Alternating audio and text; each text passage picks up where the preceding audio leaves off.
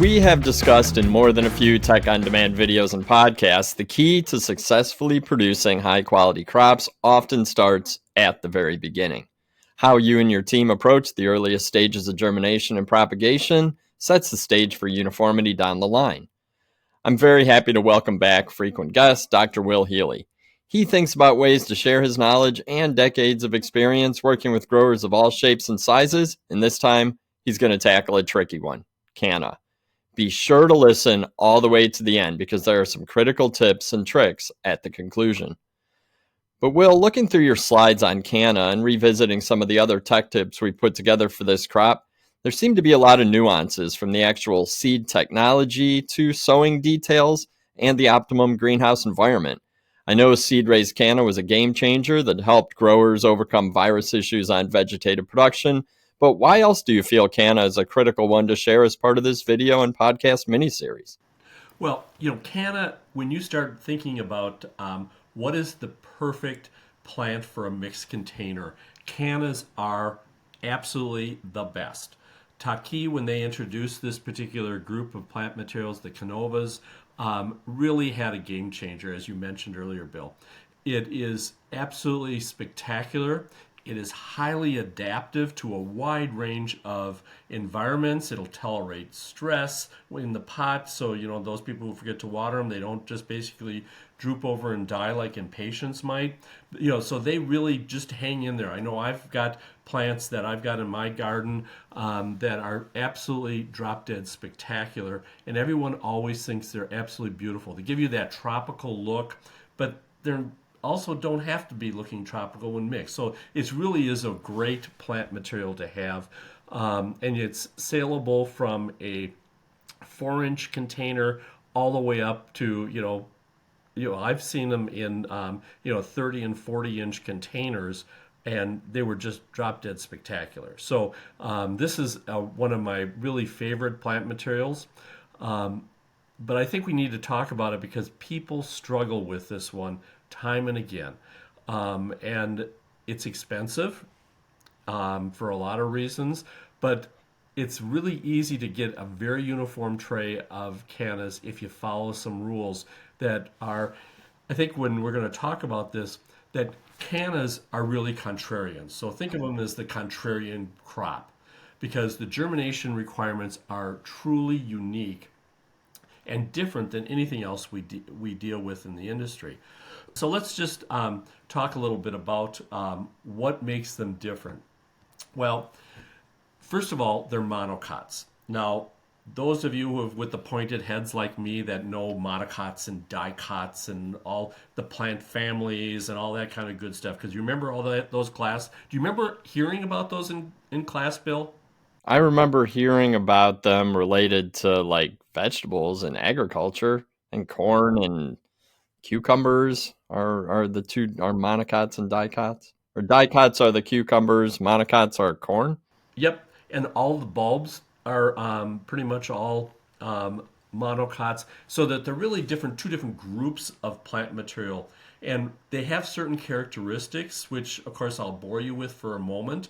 The seeds are a little bit different because they have two cotyledons, dicotyledons, so that's why they're called dicots because they have two cotyledons. And monocots have one cotyledon. They also have got parallel leaves. So if you're wondering, Bill, is this a monocot or dicot? Look at the leaves; they're parallel. Also, the number of petals is important, and of course, who knows about the vascular thing? I don't think you're going to go chopping up anything to find the vascular system. But if we take a look at it from a seedling standpoint, they're pretty easy to separate, and it's really important to understand this because in the dicots, you have two cotyledons, so that anytime you see those, and they also, more critically, they have a taproot. But basically, that root, as soon as that hypocotyl comes out, the radicle, the root just basically shoots straight down into the ground, and you're good to go. Monocots, on the other hand, they throw that single leaf up that has a little radicle, but they end up with a very vigorous branched roots. The multiple roots come out, so there's not just one, there's lots of them, and they're all sitting there. So it's really important to kind of understand the difference because when they're ready to go, they grow fast. Is that why they're invasive? or considered invasive in some regions? Oh yeah, yeah. Because once you can go and get these cannas established, they can become highly invasive to tropical environments. That's why there's certain countries that actually outlaw Hmm. cannas. Fortunately or unfortunately, we're in the climate in this northern hemisphere where it gets so cold they freeze. They're Okay. tropical. Um, and they're native to tropical Central and South America. So this is where you kind of have to understand. The good news is can't become, they seldom, if ever, would become invasive in the U.S., except maybe in very South Florida or parts of California, just because if the ground freezes, they're dead. Now, people do dig them up, but that's kind of a whole different hassle. It's Hmm. much easier to get fresh ones. I've dug them, replanted them, but they never perform as well as if they're basically allowed to just come from seed. So, what's different about them? Well, for germination purposes, they like it warm and wet. And we're really going to talk about this whole wet issue quite a bit. But they do like to be warm. They don't. They're part of that warm-blooded that we've talked about with begonias and some other crops. For now, when we talk about them being adaptive, when you grow them on, they'll tolerate wet and to dry and hot to cold. So they will, once you can get that seed going, and this is probably a perfect example of once you get the seedling up and running uniformly, they're good to grow under highly abusive conditions, quite frankly. And that's why we really like them is that they're, if you can germinate them, they're cast iron. If you can't germinate them, well, now you got problems. So the other thing to think about is this is a big seed. So what I did is I took a canna seed and I put it onto a dime. And then to give you an idea of the difference in size, down there in the where it says 1 dime, there's a little red spot. That's about Hmm. 10 begonia seeds. So begonias are truly just dust compared, so this is a big seed. And Bill, what happens to big seed? Well, I guess it'd be like a rock in the soil. It's gonna come up to the surface pretty quickly if with water when water's added. Exactly. And that's one of the problems is they float out. And that's why, in that first picture, we saw all those little blue seeds sitting there up on the surface. And they will germinate eventually, but they're going to be really delayed or they won't germinate at all. Now, to help germination, Taki developed a really unique process where they laser scarify. So they take a laser and literally just drill a little hole into the edge of the hard seed coat. Because if you don't have this hole to let the water get in, then it gives you very ununiform germination. Back in the when the very first generation of canna seed came out, they didn't scarify it, and they didn't have this laser scarification figured out. So what would happen is you'd have to soak the seed. And even Mm. soaking the seed gave you very ununiform germination because some of the seed coat is really hard and very impermeable to water. Because remember, they're native to marsh conditions, so you wouldn't want a seed that falls into a marsh to basically absorb water too fast. Otherwise, it would basically mold out and rot and not be good. So, as an evolutionary process, they developed this very impermeable seed coat. So what they did is this is what the seed would look like without scarification. This is where they basically burned a laser hole into it, and you can see it's kind of pushed some of the coating that they put into the seed. Basically, they put a seed coat on there. It's just basically a surface coat to seal that so that it doesn't absorb moisture until you're ready to sow it. Okay, so that's really the kind of the key to that's important. Now, the next one is kind of weird, and we're going to talk about this because um, I think if you've listened to the begonias, if you listen to the petunia webinars that we've done on germination, what is the one thing that we've said that you shouldn't do? Don't bury it. Right. Now, this is one that you must bury. And that's that whole big seed, floating seed problem where it just floats right out. And also, it is requires wet because you do have a hole. Other seed, it absorbs moisture through the entire seed coat all the way around. This, you have to get the water in the hole. Now, Bill, if you could find where the laser hole is and you could bury a laser hole down, that'd probably be a good thing, right? Probably, but I don't think you're gonna do that with mechanical sewing. No, even by hand sewing, it's impossible because you'll never find the hole because they covered it with the blue coating. And that's what the problem is with a seed that floats to the top is that basically that hole ends up not facing the water, so it just doesn't get any water, and it does never absorbs enough moisture to get germination started. Because remember, the germination conditions is the process where it absorbs water and basically ends when that radical emerges. Once the radical is elongated, the seed is technically germinated. So, and this seed has a very, very high germination. 90% is plus is not uncommon. I've seen trays that are basically at 99%. So some seed lots are incredibly uniform. Sometimes they're a little less, but generally, if you sow this correctly and get the moisture on it correctly, this seed has the propensity to germinate really well. And so when people say, well, it doesn't germinate very well, I'm only getting 60, 70%, that's a red flag that they're basically not burying it or they're not getting it wet enough. So let's make sure that we're getting it so that the radical can get out as quickly as possible. And they have basically, we want to have that synchronized germination. As you see on this picture along the bottom, you can see all these little blue seed balls all over the place. Eventually, they will get wet enough. Eventually, they will germinate, hopefully. But notice how ununiform this whole tray is. You've got some where you're going to the second true leaf and some that are still throwing their first true leaf. So you've got this wide range of variability, which of course makes it almost impossible to manage well and also to do your planning and planting for the season. As a tropical plant, temperature is really important. This is another one of those that you don't want to get cold because if it gets cold, you're going to have slow germ or no germ happening.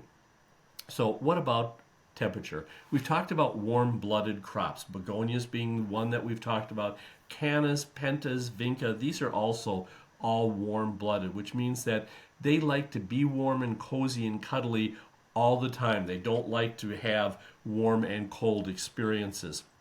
So how does that happen? Well, of course, canna coming from a tropical, warm, even at night, 24/7, it is tropical, it is warm, moist, which is important environment, is really central to our whole discussion. Because, Bill, you can take the plant out of the country, but you can never take the country out of that plant, which means that the conditions it evolved in is critical for its habitat to be, you're basically replacing their habitat to get them to germinate. And of course, in the north, where we're germinating these early in the season, December, January is not uncommon for people to sow these so that they can get good sized plants at the time of sale come May. The winter water temperature can be very cold. 40, 50 degrees is not uncommon for water temperature. And also, when you're basically using during the winter period, the soil temperature, because of the long night, will tend to drop below the air temperature. So it's very hard to keep the soil temperature up when you basically have long winters. So even if you're running, say, 70 degrees in the air, or even as high as 75 degrees, the soil temperature can be as cold as 65 degrees, which is way too cold to get good uniform canna development. So this is where you really have to be sensitive. So we always talk about using tempered water is very critical for uniform germination and early growth. So make sure that you're using tempered water that's 68 to 80 degrees and really avoid temperatures above 80 degrees for your water because that can trigger tip abortion. So really think about what is the temperature that is being exposed to those plants. So we've talked about germination process, so that we need to absorb water, and that's where that scarified seed is so important. And as the water moves in through that hole, basically we start the whole process, and that's really important. And of course, what process it starts is it starts a starch breakdown, so that basically the process starts going and the cells start multiplying, and then all of a sudden we get all kinds of growth starting to happen, and that's critical that there's good oxygen. That's why we need to have these wet dry cycles, so that when it's wet you can get a lot of water in it, but as you dry, you get air back in it, because the soil that's surrounding it, and when we bury the seed, it's going to be really important. The soil surrounding that seed is either going to have water or air in the pockets. So in the micropores, macropores, we want to make sure that we're getting air in there also. So we do want it to dry. We don't want to be constantly wet, because that's going to be a problem. Once that seed coat cracks, basically we get the radicle to emerge, and then in the case of dicot, which we've talked about a lot in the previous ones, we end up with this tap root that comes out. But what's weird about monocots, which we've talked about, and specifically cannas, you can see that little white protuberance. That's actually the shoot starting to form. With cannas, what you end up is you still have the seed coat hanging in there, that great big huge blue ball, and you can see where the seed is coming out. But notice that you don't have a taproot. You've got this highly branched root system, which is characteristics of a monocot. So basically, once it roots out and it roots down very well, so you really want to make sure that you've got a good soil and that you're getting the fertilizer on them right away, because you've got lots of roots coming out, taking up a lot of nutrients, and you don't want it to be stalled out because you forgot to feed it from the very beginning. So let's talk a little bit about soil moisture. Now, Bill, can you imagine trying to sow that giant seed into a 512 tray? Yeah, not going to work. Well, yeah, but you probably want a little bit bigger cell. Well, not only that, but it tends to float out, and then you've got, and it really starts causing trouble. So normally we're growing them in a 50 to 128 cell tray. Now that will have a larger soil volume, and because they have a larger soil volume, they have a higher tray weight. As you can see in the boxes on the bottom, a small plug, we've always talked about a level 4 being about 1,400 grams, and a level 2 being about 800 grams. Well, with a larger plug, we may see a level 4 being about 1,800 grams and a level 2 being 1,200 grams. Now, that extra 400 grams reflects both the extra soil and the extra water that's in that soil. And that's why it's important that you review that video that I'm sure, Bill, you'll have in the trip, in the notes, on how you calculate water by weight. And you do it for your different trays so that you're able to get your right targets, because this crop, if you get the targets right and you maintain the targets, this is a no-brainer. But if you don't, this one is a struggle. Okay. Always soil moisture, you want to make sure it's at level 3 to level 5. You want to use, if you're using a paddle mixer or any kind of mixer, you want to make sure that you're getting the moisture on it uniformly. You want to use a faucet nozzle or some kind of a spray. You do not want to use a single stream, because that gives you wet and dry pockets. And I can't tell you how many times I see wet and dry pockets. And when we talk about burying the seed, dry pockets in the bottom, dry pockets within the soil is going to cause havoc with uniformity. This is a wet germinator. So at the time of sowing, you need to make sure that you're at a solid level 4 at the top of the tray, and that you lift those trays up and peak at the bottom and make sure that you've got a level 5 down on the bottom, that you've got a little bit of very shiny, because remember, level 5, the soil is shiny because you can see the free water. You want to make sure that you have reached that point after it's been through the water tunnel and sat for a little bit. Let it sit for about a half hour, and then check, did we get water to the bottom of that cell? Because when we bury the seed, guess where the seed is going to be, Bill? Toward the bottom, where it tends to Exactly. be dry. Right. And whereas other seeds, so for example, petunias, begonias, where's the seed sitting, Bill? up higher up in that top third, I would imagine. Right, and we don't want to have water at the bottom of the cell. So we don't want to have it level 5 at the bottom. We want to make sure that there's water where the seed is. And so think of it as, where's the seed? Am I at that level 4?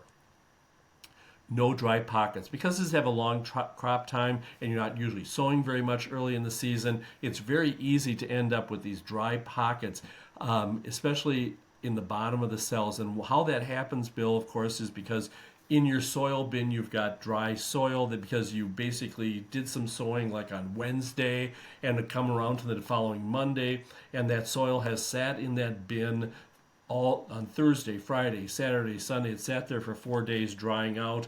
You've got soil sitting on the edges of the bin, and that soil's all fallen in all over the place, and that's what gives you dry soil. And that uneven soil directly relates to uneven germination. Because remember, you got to get, it's not like other seed where you can get this, water somewhere will touch the seed.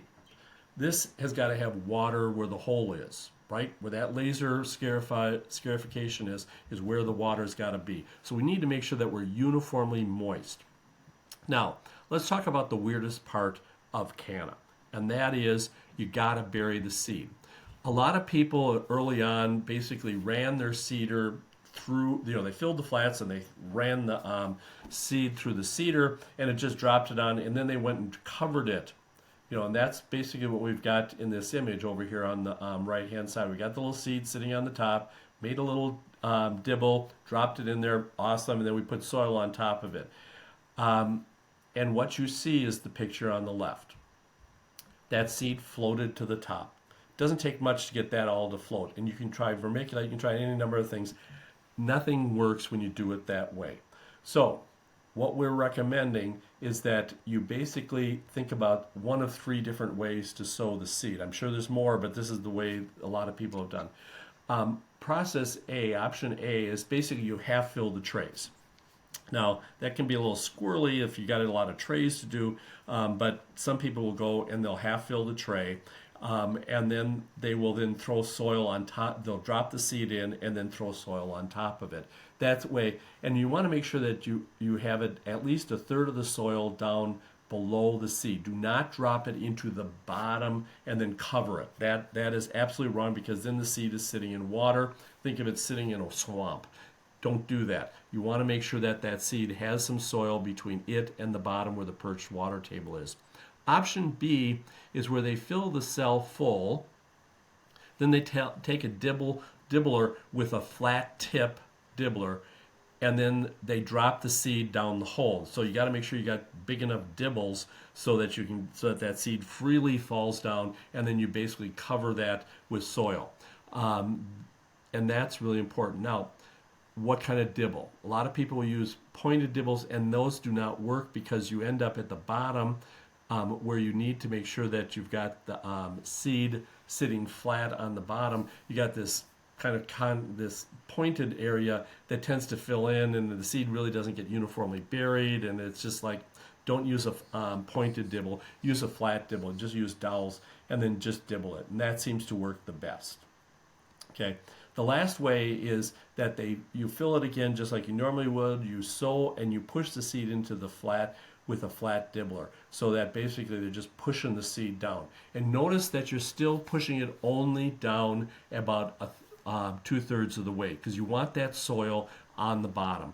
And you'll see in a minute when we talk about this, why is it important that you have that space between the bottom of the cell and the seed itself. This is really important to have that. Now, remember, the water tunnel is where all the magic begins. Remember, we want to make sure that we have our target weights after we come off that water tunnel. And you want to make sure that you basically use nozzle number 1 to basically wet the surface and make sure that you glue everything down. The other nozzles are used to get the water in there. You want to make sure you're checking that water, the weight, to make sure that you're at there and that you got your targeted. And keep thinking of Canna, wetter is better. That's really kind of unique. And as we've talked in the past, you've got the hydration phase where you go through the wet dry cycles to get oxygen back in there and then get them back weight up to target weight. And then as we pass through that, you begin to get the cell division. You want to start drying them out a little bit more. And then once we've got the radicle emerged and the true leaf comes out and the roots are starting to move, then you basically start going through your normal wet dry cycles. Again, pushing, getting it wet and then taking it down dry to basically force air back into the soil to really keep the plant growing vigorously. So from hydration to hypocotyl emergence, basically remember, if you start having level 2 moisture, it's going to prevent hydration of that seed. And of course, if you keep it constantly wet so that at the surface is constantly wet, basically you're going to start getting crust forming, but more critically, remember what happens within a plug cell, and especially this is when you're using large cells like a 50 tray or even a 100 tray. There's a lot of soil in there, and it's got a very large surface on the bottom, and on the bottom basically you have what is called a perched water table.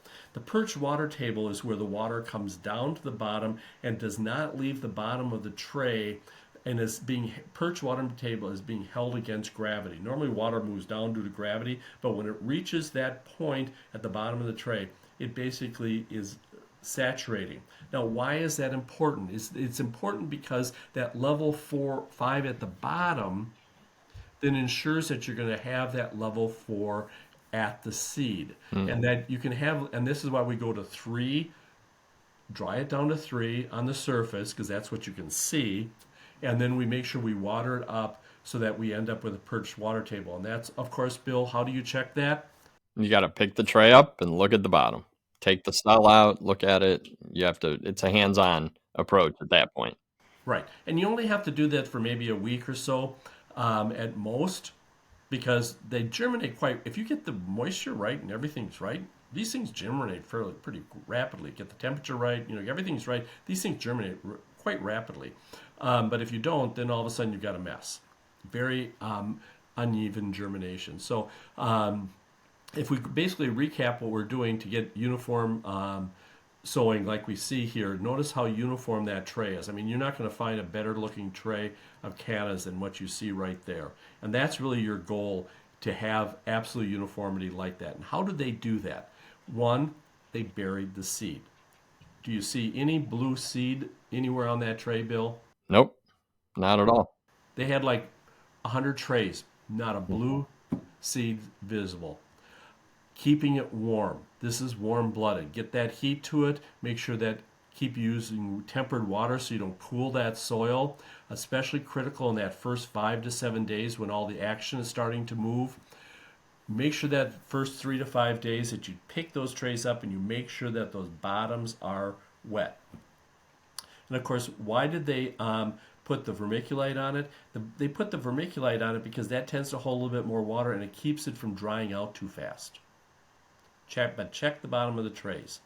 Make sure that the surface does go down to a level 3 and that you make sure that the surface wets back up to a level 4 until the true leaf expands, until you start seeing the little green above there, and then start going even do 4 to 2s. Avoid stress. Now, Bill mentioned that they have done a great job in cleaning these up, but there are some viruses that do express themselves if the plants are stressed. And we actually have an at-risk crops for canna webinar available for those people who are into canna that you probably should review just to remind yourself of what you can and can't do. Get that fertilizer on them right away. Remember, this is about a leafy product. So when we want big leaves, we want to make sure that we've got ammonia and phosphorus going to it. This is a fairly heavy, the more you feed, the bigger the plant is. It's kind of like corn. The more you feed, the higher the yield. The more you feed, the bigger the plant. Now, here's the downside of this, is that you can get really big plants that just aren't shippable. So what do you do about that? How do you keep plants short, Bill? Well, you can do it environmentally or you can use PGRs. Well, environmental on these really fails. They're marginally effective to diff, but growth regulators are your solution. Now, this is where it's really important to understand something. A lot of times people do B9 and bonsai because that's their growth regulators of choice. In monocots, they don't work unless you go to really, really high, and of course high means expensive, rates. Uniconazole or ensimidol, which are of course sold as Sumagic Concise, is uniconazole, and then Abide and Arest are ensimidol. So there's a lot of, there's different, but either one of those growth regulators as a drench applied at about the stage that you see here on this picture will help keep the plants more short and compact, so that basically that first true leaf that comes out just kind of hangs right on the soil line, and then the next leaves come out. And if you treat it in the plug stage, then when you transplant it and start pushing feed to them, then they basically will grow out of it and they will get to be a good size. So do play around with rates and volumes that you apply to kind of dial in your ideal rate for your growing conditions, because the more water you put on, the more feed you put on, the more vigorous they grow, the more growth regulator you have to apply. So you do have to play around with it a little bit, but just be aware that you need to either use uniconazole or ensimidol to control these, which is really different than just about any other crop that we deal with in the bedding plant world. So just keep that in mind when you're looking at anytime you deal with a monocot. You really want to be grabbing those growth regulators versus using your tried and true B9 or bonsai. Does that make sense, Bill? It does. And for the listeners and viewers, I told you had to pay attention all the way to the end, because that is going to be critical as you finish this crop. Yeah. So for more information, of course, Bill, you want to talk about Tech on Demand? Absolutely. I love that you always put this slide in, because it's one of the things that we really hang our hat on is providing multimedia resources. We have a weekly newsletter from Tech on Demand where we talk about many timely topics, tips and tricks, share all the videos and podcasts and everything that we're creating as a team. Videos can be found on the Ballseed YouTube channel. We get a lot of views on a lot of different videos. There's probably more than 150 up there now. Podcast, more than 100 episodes to go back in the archives and listen to, covering a wide range of topics, all intended to help you grow your best crops ever. We have a Facebook group, sort of a peer-to-peer community on Facebook, and it's a private group. So if you search Greenhouse Tech Team, find the group, request membership, and I will let you in as soon as I possibly can. And one thing I don't want to forget is the Ballseed LinkedIn channel. And we have more, just about 10,000 members of that at this point. And that's really where we're sharing your up-to-date, almost daily posts of technical tips. It's really become a go-to place for the industry. And I do want to remind you to subscribe to the Tech on Demand podcast on your favorite app. We're on iTunes, Spotify, Google, just about anywhere else you can find your podcasts. And that way you'll never miss an episode. But thank you very much, Will, for continuing this series of crop-specific tips for germinating and getting all these seed crops off to a great start. I think that cannas was a fantastic one to approach. You're right; they are absolutely beautiful, very trendy, being used in landscapes now with the availability of the 4-inch pots, and also in the centerpiece and mixed containers. I always plant cannas just like you. I love the tropical look. I love some of the variegated foliage, all the different bloom colors. Canova's really been a game changer in my garden, and I know for a lot of folks. So, Will, thank you so much for taking the time to run through this crop with us.